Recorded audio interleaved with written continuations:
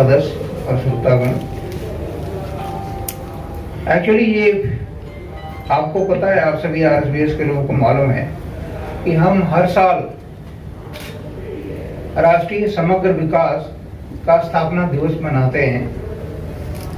ये एक्चुअली आज का जो प्रोग्राम हो रहा है, आज का जो कार्यक्रम हो रहा है, ये 2020 में होना था मार्च में, लेकिन कोविड सिचुएशन की वजह से नहीं हो पाया।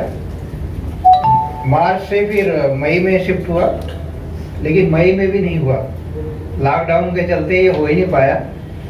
फिर ये इस साल ये काफ़ी लेट है, सब मैं ये कह सकता हूँ कि कम से कम 1.5 साल लेट है ये प्रोग्राम, और इस अब हो पाया है जा करके। लेकिन मुझे सिर्फ अफसोस इसी बात का होती है कि काफ़ी प्रयास के बाद भी हमारे जो साथी हैं आरएसवीएस के और दूसरे जो आमंत्रित हमने किए थे, संख्या बहुत कम है, लेकिन कोई बात नहीं, जितने लोग हैं उन सभी लोगों का स्वागत है, हार्दिक स्वागत है दिल से, तहे दिल से। मैं एक छोटी सी अपना एक्सपीरियंस शेयर करना चाहता हूँ कि हमारे डॉक्टर सिद्धार्थ साहब ने जो कहा कि स्वास्थ्य जो है सिर्फ फिजिकल, मतलब ये शारीरिक रूप से स्वस्थ होना ही स्वास्थ्य नहीं है, या स्वास्थ्य अच्छा नहीं माना जा सकता। इन्होंने कहा, बहुत ही अच्छी बात कही इन्होंने, कि फिजिकली, मेंटली एंड सोशली तीनों चीज अगर स्वस्थ हैं इंसान के अंदर, तभी उसको स्वस्थ कहा जा सकता है। मैं क्योंकि आर्मी बैकग्राउंड से हूँ, आर्मी से हूँ, एक स्वामी, तो मैं अपना छोटा सा एक एक्सपीरियंस शेयर करना चाहता हूँ। हमारे यहाँ जो रेजिमेंट होती है पलटन, उसमें हर पलटन में एक डॉक्टर होते हैं। वो डॉक्टर, एक जवान उनके पास गया तो बोला कि मुझे 2 दिन से पेट में दर्द हो रहा है। बोला, डॉक्टर क्या वजह हो सकती है?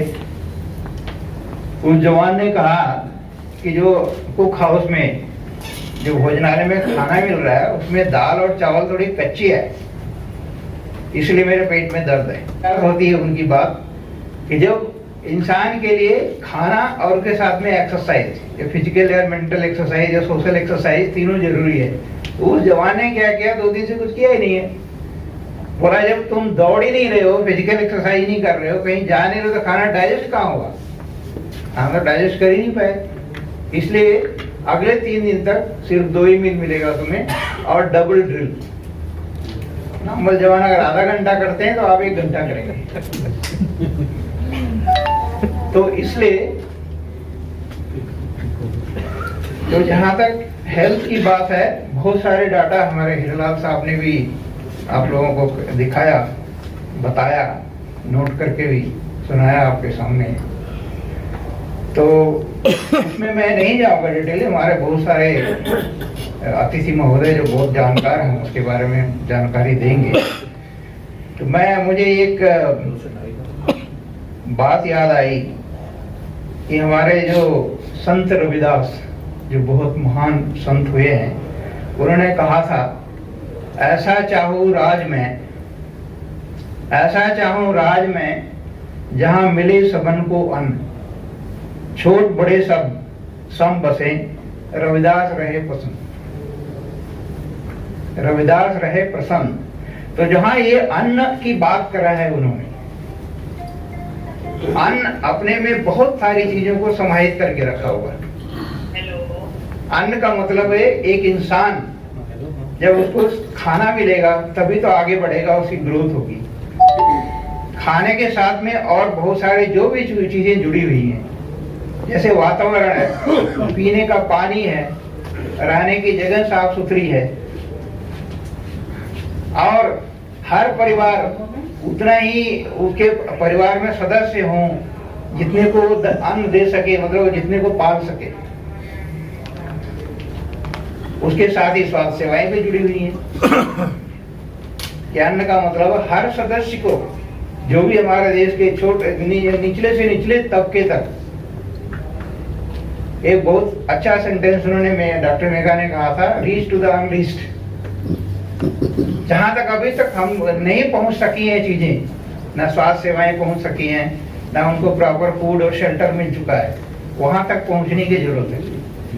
जब तक हम उनको सही ढंग से उनको खान पान की व्यवस्था, पानी पीने की व्यवस्था, रहने की व्यवस्था और जो वातावरण हमारा गंदा हो रहा है उसकी व्यवस्था नहीं करेंगे तो स्वास्थ्य सेवाएं नहीं सफल हो पाएंगी। बेसिक चीज तो वही है। और वो शुरू कब से होती है? जब एक बच्चा माँ के पेट में आ जाता है, और बच्चे से ही, माँ से ही शुरू होती है स्वास्थ्य सेवाएं। जब माँ हेल्दी होगी बच्चा भी हेल्दी होगा।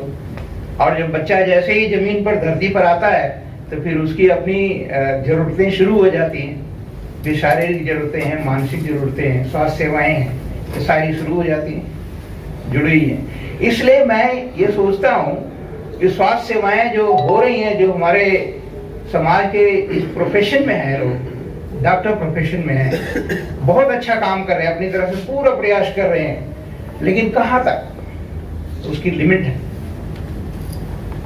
हमारे देश की जो बढ़ती हुई पॉपुलेशन अगर हम देखें तो हमारी सरकार अभी भी कह रही है कि 135 है, तो मैं तो बोलता हूँ 140 पहुंचने वाली है।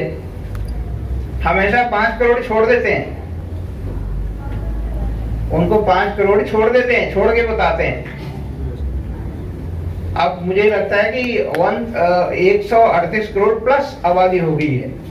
अगर हम इंफ्रास्ट्रक्चर को बढ़ाते भी हैं तो उस स्पीड से हमारा इंफ्रास्ट्रक्चर नहीं बढ़ पाता है जिस हिसाब से हमारी पॉपुलेशन बढ़ रही है। तो कहीं न कहीं इस चीज को कंट्रोल करने की भी जरूरत है, और उसके लिए सबसे जो बड़ा रोल प्ले करेगा वो है एजुकेशन, बेसिक एजुकेशन। तो अन्न में वो भी शामिल है।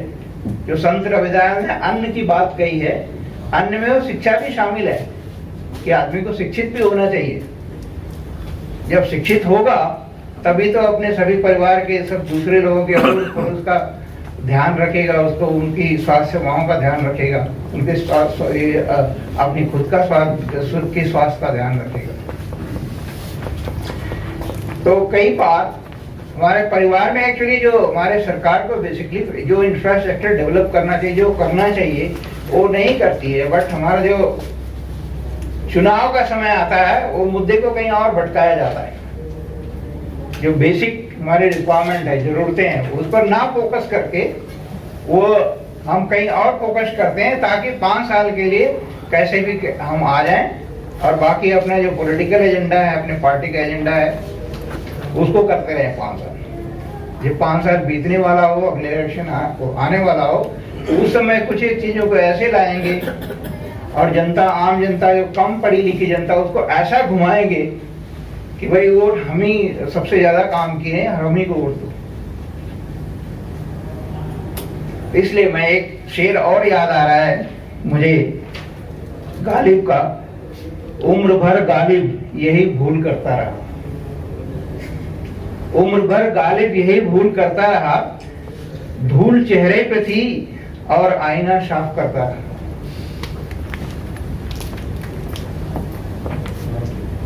इसलिए मैं बहुत ज्यादा अधिक ना बोल करके मैं फिर एक बार अपनी सभी श्रोताओं का जो यहाँ मौजूद है हाल में, उनको मैं धन्यवाद कहना चाहूंगा, और ये निवेदन करना चाहूंगा कि जब इस तरह के प्रोग्राम हमारे अच्छे जानकार स्वास्थ्य के हैं यहाँ पे, तो उसको सुनने के लिए ज्यादा से ज्यादा लोगों को यहाँ आना चाहिए, और